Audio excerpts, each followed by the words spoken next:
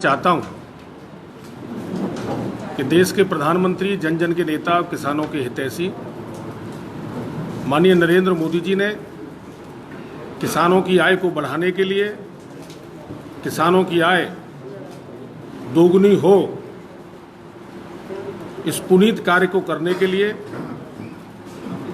लोकसभा के अंदर बहुत ही महत्वपूर्ण विधेयक पेश किए गए।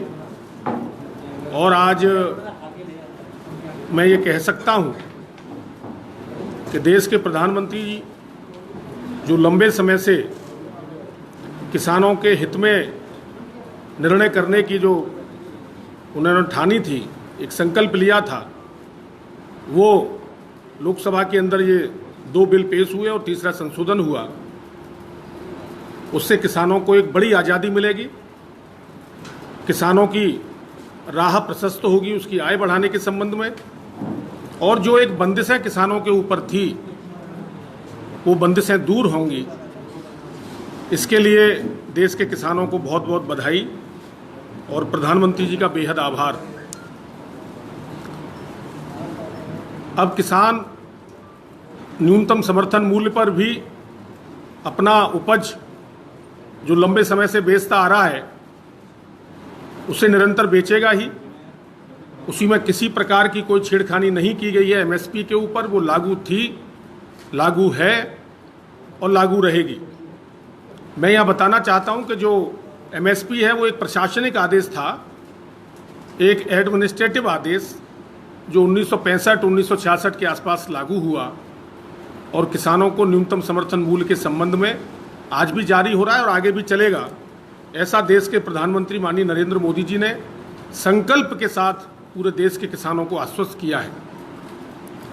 और एक जो कॉन्ट्रैक्ट खेती के बारे में जो बिल के बारे में बताया है, 10,000 से अधिक एफपीओ बनेंगे पूरे देश के अंदर।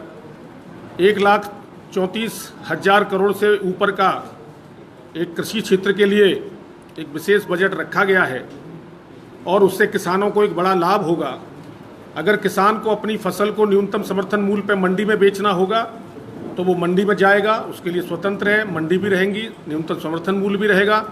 और वहीं अगर उसके एफपीओ के द्वारा, समूह के द्वारा, क्योंकि छोटा और सीमांत किसान हमारे देश में बड़ी संख्या में ज़्यादा है, उसको अधिक मूल्य मिल सके उपज का, इसके लिए वो स्वतंत्र होगा अपने वन नेशन वन मार्केट के अंतर्गत। कि अगर उसको जिस प्रदेश में, देश के जिस कोने में अधिक उपज का मूल्य मिलेगा वहाँ वो उसे बेच सकता है।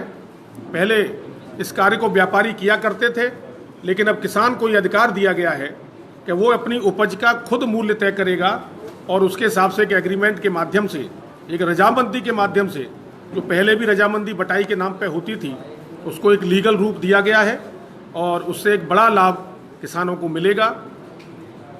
भंडारण के क्षेत्र में भी किसान को राहत रहेगी। आने वाले समय में कोल्ड स्टोरेज और वेयरेज हाउसेस की संख्या खुलने में ज़्यादा रहेगी। अब वो कितना भी भंडार अपने अन्न का कर सकता है, अपने अनाज का कर सकता है।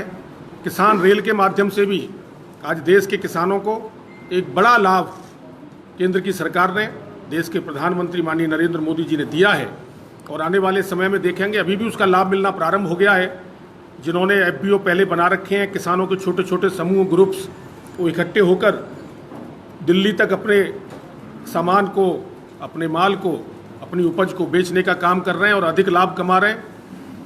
उससे बिचौलियों को एक जो अन्य प्रकार का पैसा जाया करता था वो समाप्त है, उसमें बहुत कमी हुई है और अब सीधा सीधा पैसा किसानों के खाते में, जिस प्रकार से प्रधानमंत्री किसान सम्मान निधि जो सबसे पहले माननीय प्रधानमंत्री जी ने देश के किसानों को दी थी, वो देश में किया गया पहला कार्य था किसानों के हित में, जो माननीय नरेंद्र मोदी जी ने किया। और 6,000 रुपये किसान के खाते में आज सीधा सीधा जा रहा है, उनको मिल रहा है। और बीज के लिए और छोटे मोटे अपने खर्चों के लिए आज उसे किसी दूसरे के दरवाजे पर जाने की आवश्यकता नहीं है। किसानों के क्षेत्र में, किसानियत के क्षेत्र में गांव की उन्नति हो, गांव, गरीब किसान, मजदूर और छोटा दुकानदार जो गांव में किसान समाज के रूप में जाना जाता है, उसके उन्नति के रास्ते खुलें। इसके लिए एक ये प्रभावी विधेयक लोकसभा के अंदर दिए गए। बड़ा ही खेद का और दुर्भाग्य का विषय है कि कांग्रेस पार्टी सहित कुछ अन्य दल उनके साथ मिलकर किसानों को भ्रम में डालने की उन्होंने कोशिश की, लेकिन देश का अन्नदाता, देश का किसान जो आत्मनिर्भरता के क्षेत्र में देश को आगे बढ़ाने का काम कर रहा है, वो सब समझता है और जानता है कि कौन किसके साथ है। और देश के किसानों को माननीय नरेंद्र मोदी जी के किए गए कार्य पर विश्वास है और निश्चित रूप से आने वाले समय में उसकी आय बढ़ेगी, किसानों को एक बड़ी राहत और उनके जीवन में एक सुधार आएगा और निश्चित रूप से गांव बढ़ेगा और देश बढ़ेगा। और मैं यहाँ पर यह भी कहना चाहता हूँ कि पिछले दिनों कांग्रेस के लोगों ने अपना असली चेहरा दिखाया, इंडिया गेट पर ट्रैक्टर को जलाने का काम किया। वो अलग बात है कि वही ट्रैक्टर उन्होंने अम्बाला में जलाया और उसको लेकर वो वहाँ पे आ गए, ये भूल गए कि ट्रैक्टर किसान का इतना बड़ा साधन है, उसकी रोजी रोटी है, उसी के माध्यम से वो अपनी आजीविका चलाने के लिए खेत में काम करता है। खेत की गुड़ाई, नराई, बुवाई से लेकर खेत की कटाई तक और उसके नाते रिश्तेदारों में जाने तक ट्रैक्टर का वो प्रयोग करता है। ट्रैक्टर किसान के लिए बिल्कुल आत्मा है। किसी ज़माने में जो हल का रूप हुआ करता था, आज भी देश में अन्य स्थानों पे हल और बैल हैं। उन्होंने जलाने का काम किया।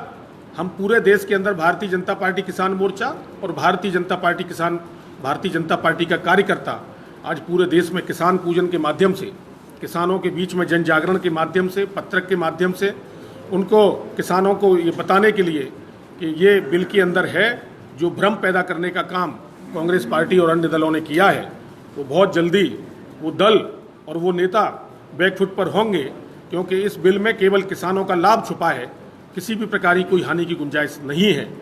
मैं एक बात और कहना चाहूँगा कि अभी पिछले दिनों पंजाब के अंदर कांग्रेस नेता राहुल जी ट्रैक्टर रैली कर रहे थे।